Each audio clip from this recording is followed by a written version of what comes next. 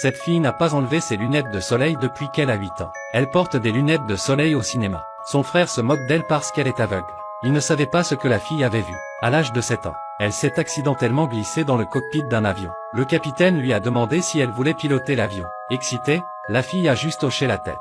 Elle a ensuite suivi les instructions du capitaine et a soigneusement tourné les boutons. Le pilote a ajusté la direction en réponse. La fille était très heureuse. Le capitaine lui a dit « Seul le pilote peut s'asseoir sur ce siège ». Et c'est ce qui s'est passé. La graine d'un rêve a été plantée dans le cœur de la jeune fille. Comme la fille a grandi, les voix autour d'elle qui s'opposent à ce qu'elle devienne pilote se multiplient. Parce que c'est l'Inde. Toutes les filles de son âge pensaient à se marier avec un homme bien et à avoir des enfants. Heureusement pour la fille, elle avait un bon père. Le père l'a encouragée à s'inscrire à l'école de pilotage. Mais le problème était que les frais de scolarité étaient d'1 million de dollars. En entendant cette nouvelle, la mère était dévastée. C'est beaucoup d'argent. Devons-nous vendre notre maison et dormir dans la rue ensemble? Et c'est alors que, une nouvelle est soudain apparue dans le journal. L'Indian Air Force recrute des femmes pour la première fois. S'ils réussissent le processus de sélection, ils pourront aussi piloter des avions à l'avenir. La jeune fille était donc impatiente de postuler. D'abord un test écrit et ensuite un test physique. La jeune fille a excellé dans toutes les catégories. Finalement, l'instructeur a rassemblé tout le monde. On leur a demandé de quelle couleur étaient les roues du drapeau indien.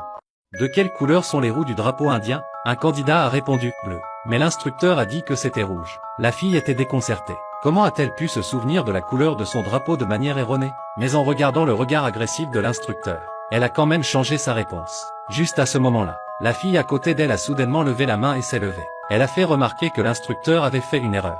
Elle ne s'attendait pas à ce que l'instructeur soit en colère. Parce que la fille avait répondu correctement. Il a dit à tout le monde, la seule façon d'être un vrai guerrier est de se battre pour soi-même. En fin de compte, la fille est passée en premier. Mais ensuite, l'instructeur l'a appelée dans son bureau. Qu'elle avait échoué à son examen physique. Elle devait avoir 1 millimètre de moins que la taille requise. L'instructeur lui a dit, la distance du toucher humain est directement proportionnelle à la taille. Même 1 millimètre de moins entraînerait une mauvaise prise en main du joystick et un manque d'accès aux pédales. Heureusement pour elle, la longueur des bras et des jambes de la jeune fille était de 1,5 mm supérieure à la normale.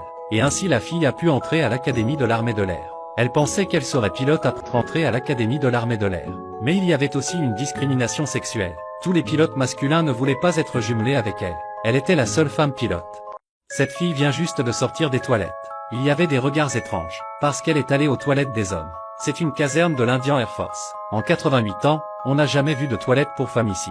La fille est la première femme soldat ici. Ses camarades ne l'aimaient pas du tout. Ils disaient qu'une femme ne pouvait pas piloter un avion si elle ne savait pas conduire une voiture. Petit à petit, le nom de la fille a disparu de la liste. À la fin du mois, quand elle a été évaluée, tous les autres avaient volé plus de 100 heures. Elle n'a eu que 11 misérables heures. L'instructeur n'en pouvait plus et a dû faire un vol d'essai avec la jeune fille lui-même.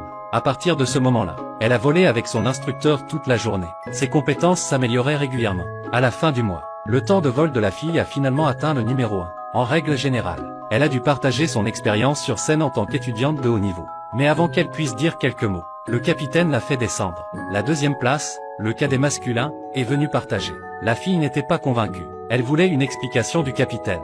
Au lieu de cela, le capitaine dit à la fille de s'asseoir et de faire un bras de fer avec le cadet. Sans prise, la fille a été humiliée en public et n'a pas eu la possibilité de se défendre. Alors que sa main frappait la table encore et encore. Ses yeux sont devenus humides.